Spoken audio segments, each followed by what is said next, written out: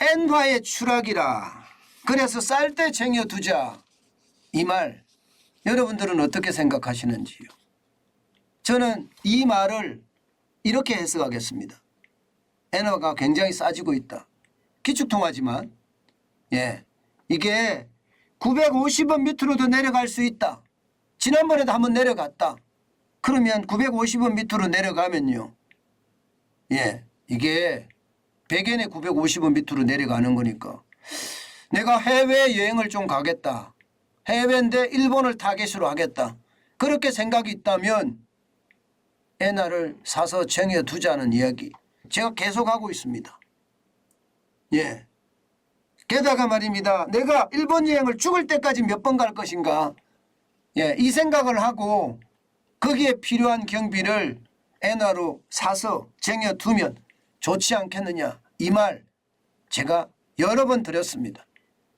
지금이 엔화도 계속 떨어지고 봐야 될 시점입니다.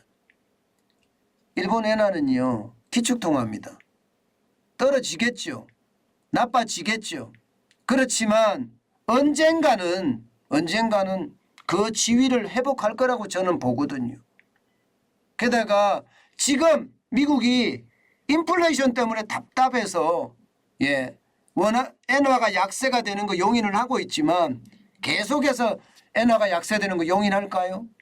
저는 그렇게 보지 않습니다. 조 바이든 대통령은 지금 당장이라도 말입니다. 미국은 제조 미국을 만들려고 그래요. 제조 미국. Manufacture USA를 만들려고 합니다. 지금 제조 대한민국이라 제가 말씀드렸잖아요. 근데 제조 USA를 만들려고 지금 한단 말입니다. 그렇게 된다면 여러분 미국 입장에서는 지금이야 인플레이션 때문에 용인을 해요. 그런데 앞으로 계속 용인할 거냐. 저는 앞으로 계속해서 용인하지는 않을 거다 이렇게 봅니다. 그렇게 봤을 때 여러분 지금 엔달러 환율 한번 보세요. 142.596입니다. 1달러에 142.596엔이에요. 이런 적 없습니다. 이런 적 없어요. 이게 엔화가 이렇게까지 떨어진 적은 거의 없습니다. 지금 보세요. 24년 만에 최저치라고. 24년 만에. 1998년 8월 이후 엔화 값은 달러 대비해서 최저치다 이렇게 이야기합니다. 그만큼 말입니다. 지금 굉장히 많이 떨어졌다고 이야기해요. 문제는 이거보다 더 떨어진다는 거예요. 142.596원이 아니라 JP모건은요. 147엔까지도 빠질 수 있다 이렇게 이야기합니다. 147엔까지도.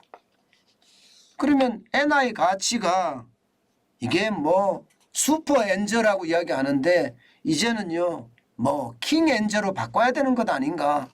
뭐 메가 엔저로 바꿔야 되는 것 아닌가. 뭐 이런 말까지 지금 나올 정도입니다. 그 정도로 말입니다. 엔화 값은 아시아 외환위기 수준으로 지금 돌아갔다. 이런 얘기예요. 자, 그런데 앞으로 이게 개선이 될까요? 개선 쉽지 않습니다. 왜냐하면 일본에 중앙은행이 일본은행이 있습니다. 일본은행의 총재는요. 이거 쉽게 말하면 아베노믹스라고 이야기할 수 있는 거예요. 엔화를 약세를 만들면 기업이 이익을 많이 낸다. 수출을 많이 해서 그 기업이 이익을 많이 내면 일자리가 만들어지고 그 일자리는 결국 소비의 촉진으로 이어져서 일본 경제가 부활할 거다. 이게 지금 아베노믹스의 핵심이거든요. 그러다 일본은행 총재도 이 말을 철석까지 믿고 계속 엔저 정책으로 지금 가고 있습니다. 실제 잭슨홀 미팅에서도요. 그러다 일본은행 총재는요. 세계 방향하고 우린 다르게 갈 거다 이렇게 이야기합니다. 세계는 미국이 금리를 올리니까 전부 다 금리를 같이 올려요. 쉽게 말하면 역환율 전쟁이 일어난 거죠. 그러나 일본은 금리 안 올립니다. 지금도 마이너스 0.1%입니다. 외국인들 빠져나가고 있죠. 빠져나가라 이거예요. 그러나 일본이 이익을 더 많이 내면 더 충분히 낫지 않겠느냐 이렇게 생각하는 거죠. 실제로 말입니다. 여러분, 외국인들은 돈이 빠져나갑니다. 주식시장에서도 채권 시장에서도 말입니다. 여러분 보세요. 예, 일본의 10년 만기 국채금리가 0.244%입니다. 미국의 10년 만기 국채는요 3.362%예요. 3% 이상 차이 납니다. 여러분 같으면 일본 국채 살까요? 미국 국채 살까요? 당연히 미국 국채 사는 거죠. 예, 당연히. 예, 그러면 어떻게 될까요? 외국인들은 일본 채권 시장에서도 빠져나가는 거예요. 안 사고 빠져나가는 겁니다. 예, 실제로 외국인 이탈이 많이 되고 있거든요. 그런데도 불구하고 가겠다 이거예요. 심지어 말입니다. 심지어 지금 일본 기업들 설문조사를 해보면 엔저가 수출에 도움이 안 된다 이런 지금 이야기도 하고 있습니다. 왜냐하면 말입니다. 옛날에는 일본 내에서 제조를 해서 전 세계에다 수출을 많이 했다면 어느 순간부터 이게 뭐 쉽게 말하면 미국이 지금 일본에게 엔저 더 이상 안 돼 이렇게 이야기했던 때 그때 1990년대부터 말입니다. 일본은 세계에다 공장을 많이 짓기 시작했어요. 세계 공장에서 지으니까 거기서 제조를 거기서 팔아. 예, 그러니 엔저가 그렇게 큰 도움이 안 되는 거예요. 일본 기업인들도 그렇게 이야기합니다. 옛날의 엔저와 지금의 엔저는 다르다.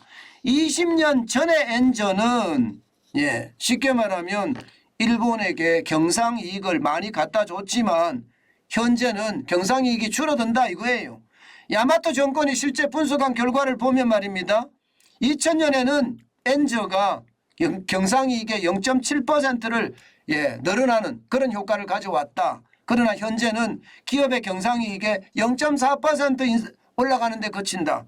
그러니 이거 안 되겠다. 이렇게 이야기하고 있는 거거든요. 사실 여러분 이 구로다 일본은행 총재의 속내에는요. 저런 것도 깔려 있습니다. 아마 우리도 맞닥뜨릴 수 있는 그런 상황이기는 한데요. 쉽게 말하면 이자 부담이 너무 되는 거예요. 금리 올리면. 국채가 GDP 대비 260%가 넘잖아요. 이자 부담이 너무 많이 되는 거예요. 돈 쓸 수 있는 여력이 전혀 없는 겁니다. 게다가 지금 국채도 보면 평가손이 생기거든요. 금리를 올리면. 평가손이 생기니까 이것도 감당하지 못하게 된다. 이렇게 이야기하면서 말입니다. 지금 일본은요. 엔저 정책을 그것도 메가 엔저 정책을 계속 고집하고 있는 겁니다. 자 이렇게 됐을 때 여러분 일본 경제는 아마도 말입니다. 나아지려고 노력은 하겠지만 그게 찔끔찔끔일 뿐이라고 생각을 합니다. 찔끔찔끔. 그러면 엔저 있을 때 우리는 뭘 해야 될까요? 계속해서 저는 일본이 엔저 정책으로 못 간다고 보거든요. 결국 말입니다. 지금 현재 원엔 환율을 보면요. 지금 964.44 원까지 지금 떨어졌거든요. 이게 어제는요 959.52까지도 떨어지기도 했습니다. 저는 이것을 보면서 말입니다.